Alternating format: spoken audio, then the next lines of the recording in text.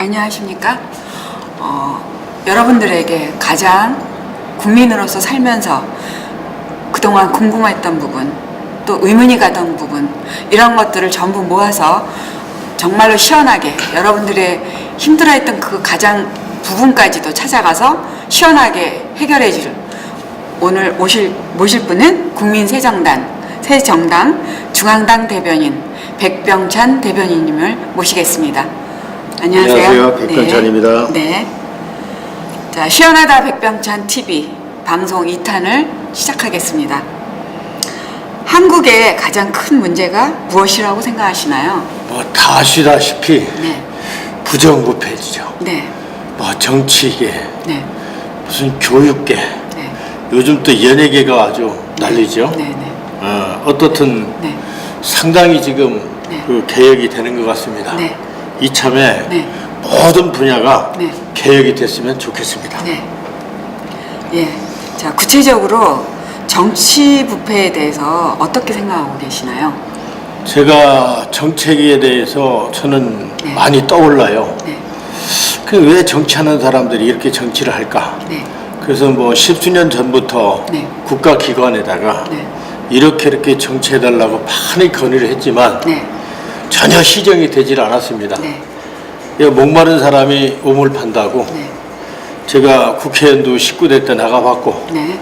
작년에는 대통령 출마 선언까지 했습니다. 네. 그래서 한 3억에서 5억까지면 대통령 출마가 될 줄 알고 시작을 해봤더니 네. 몇천억이 필요한 네. 정말 썩은 나라였습니다. 네. 거기다 대고 군소정당이나 무소속은 네. 아무리 좋은 정책을 가지고도 네. 내가 내 돈을 내도 네. TV 방송에서 방송하는 것까지 막습니다. 네. 이게 나라입니까? 네. 진시황제 때보다 더합니다. 네.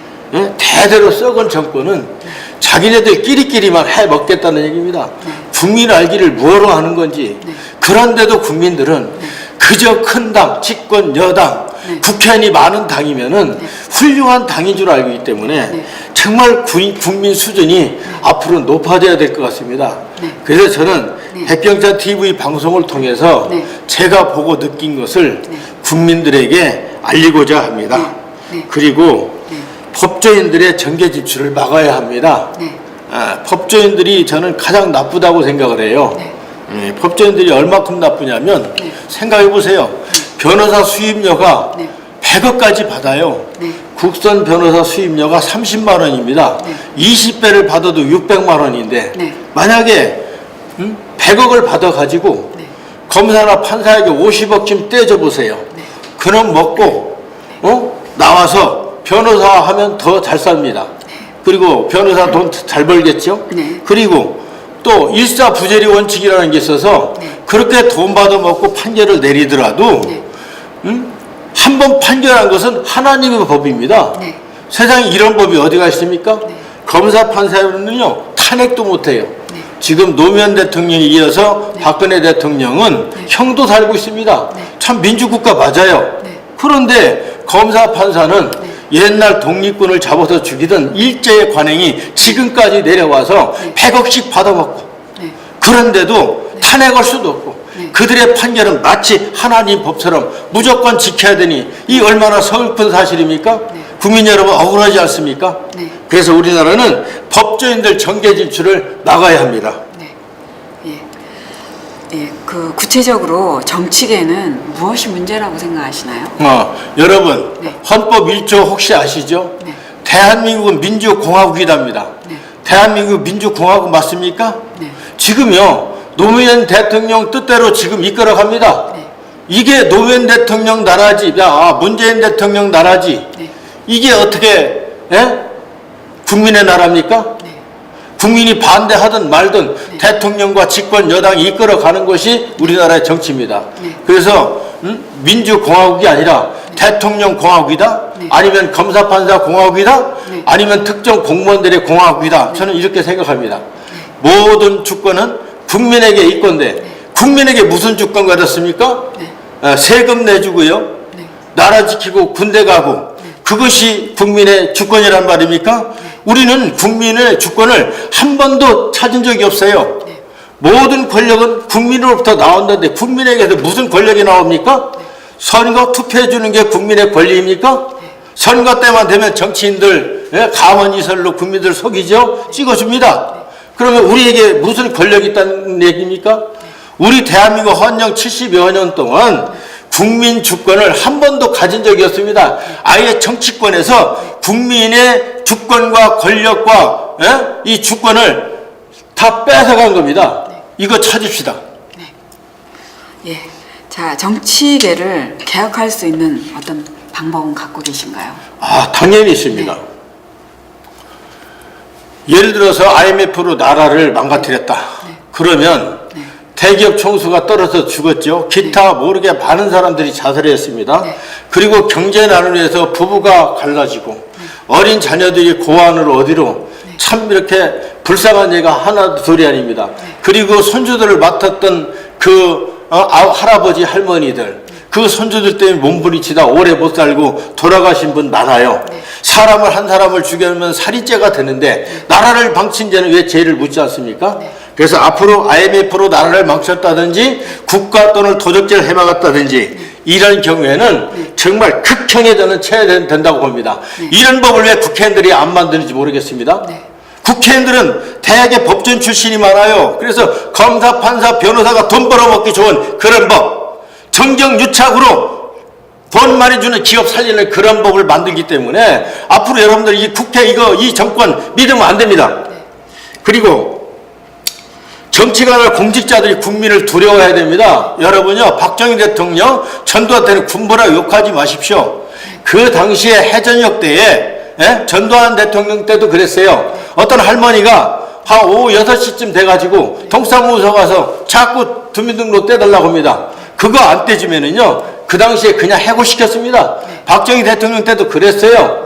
그 다음 정권부터 문민이 뭐니 하면서 공무원이 노조 만들어서 건방지게 일을 짝이 없고 정말 국민들을 두려워하지 않아요.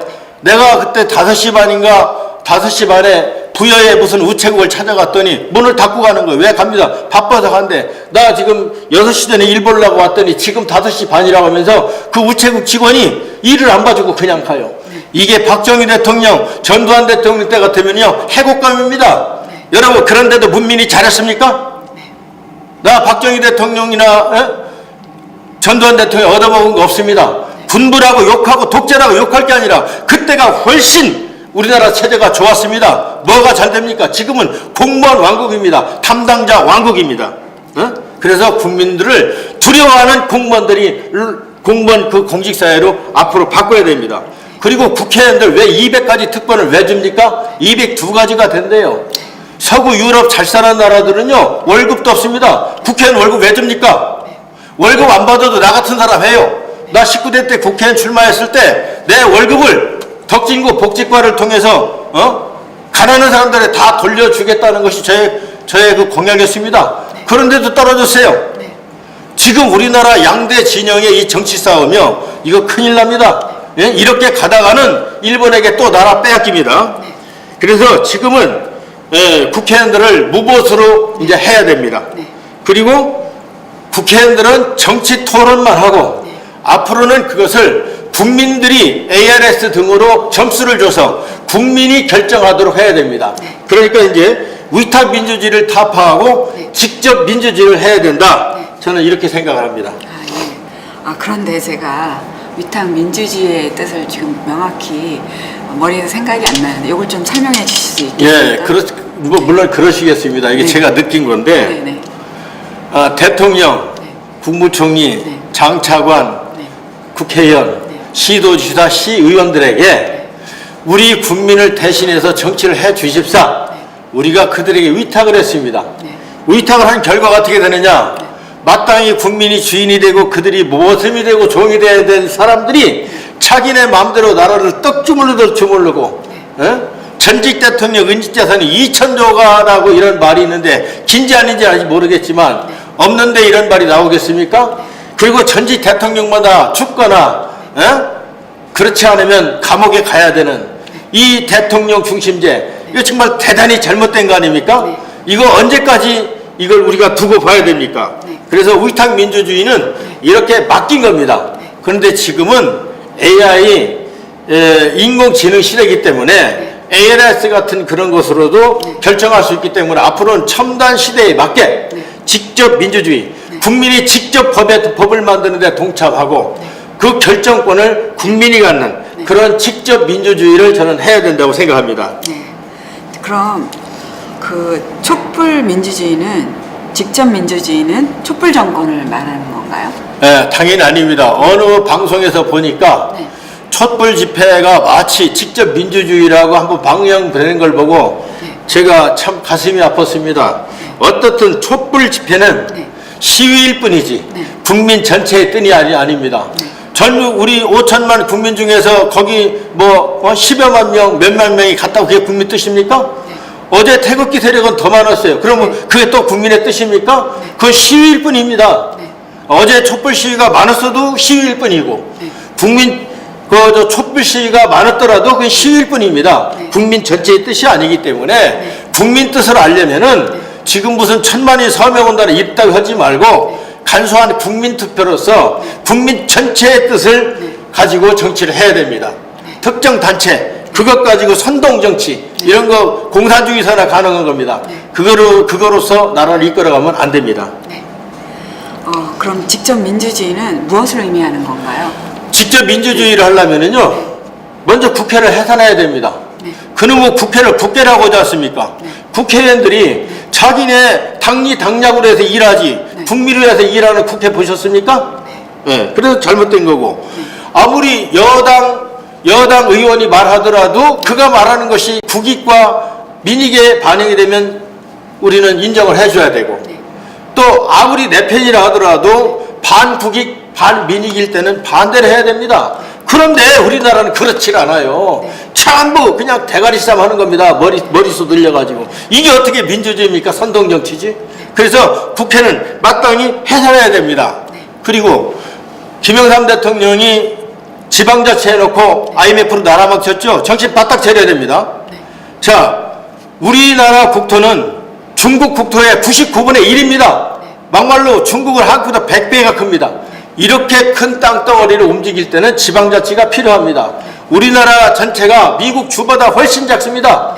그런데 이 작은 나라에 뭔 그 지방자치를 이렇게 만들어가지고 전부 혈세를 낭비합니다. 맨날 그냥 그 지방자치의 돈을 그냥 다 써 없애는 거예요. 뭐 짓는 데 맞추고. 그 공사 같은 것도 수익이에요. 그래서 한 100억 얼마짜리를 10억씩 잘라갖고 자기네 마음 있는 사람들 공사 주고 맨날 도로 깨고 맨날 두드려 부시고 이렇게 나라를 망치는 일을 지방자치가 합니다. 그래서 앞으로 지방자치 이거 폐지해야 됩니다. 시도의원 처음에 월급 안 주기로 했는데 이 사람들 전부 시도의원 치고서 나라 돈 가지고 해외여행 안 간 사람이 없습니다. 이 사람들 관광하려고 지방자치입니다. 왜 나라를 망칩니까? 이 당연히 폐지해야 되고요.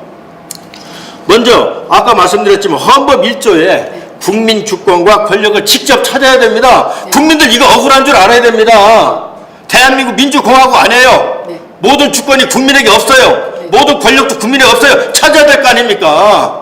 왜 선거 때문에 돈 생기는 대로 가서 줄 서고 있습니까? 왜? 저쪽 당에 들러붙으면 내 사업이 잘 될까? 저쪽 당에 붙으면 누가 머릿수대로 돈을 얼마 줄까? 그거 먹으러 다 뻔질나게 돌아다닙니다.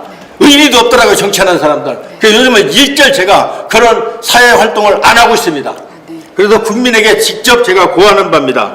그래서 앞으로는 위탁 민주주의를 타파하고 직접 민주주의를 해야 합니다. 그리고 나는 발명가입니다. 54개의 직접 민주주의 정책들을 제가 저작권 등록을 해 놓았는데 선거법도 있고 하니까 제가 여기서 더 이상 말을 줄이겠습니다. 때가 되면 그때 제가 밝히겠습니다. 예, 오늘 2탄 한국의 전체적인 어떤 문제에 대해서 백병찬 대변인님이 막힌 곳을 뚫어주고 여러분들의 가려운 것을 긁어주는 이런 역할을 하는 내용을 말씀을 하셨습니다. 시원하다 백병찬 다음 탄을 기대해 주시기 바랍니다.